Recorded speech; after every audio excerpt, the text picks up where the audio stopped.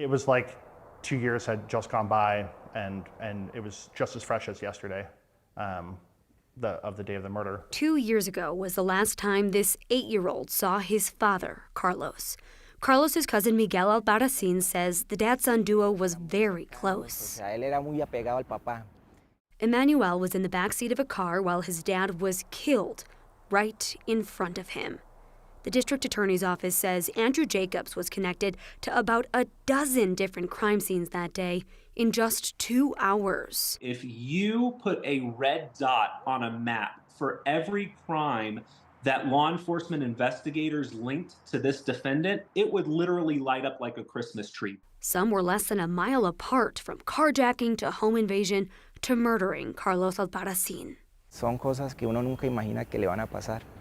On Tuesday, Jacobs was sentenced for his crimes and will now serve 85 years in prison. We offered a plea agreement to spare that now 8-year-old child from having to take the witness stand. All of us felt a big sigh of relief that he didn't have to go up there and relive that day. Dance Mayfield is a friend of Carlos's family and feels justice was served.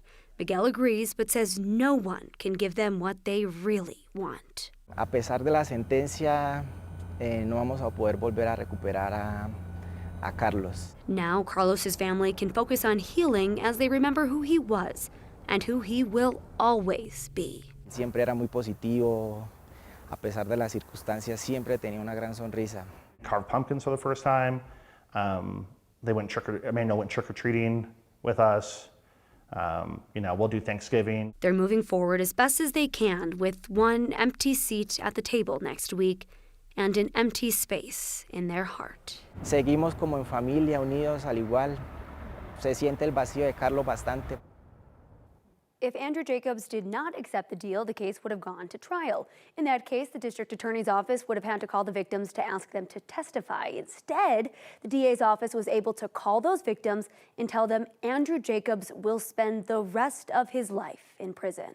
A victory, an empty one for many, though, with Carlos being gone, but still a victory for those families as well. Exactly. All right. Thanks, Lauren.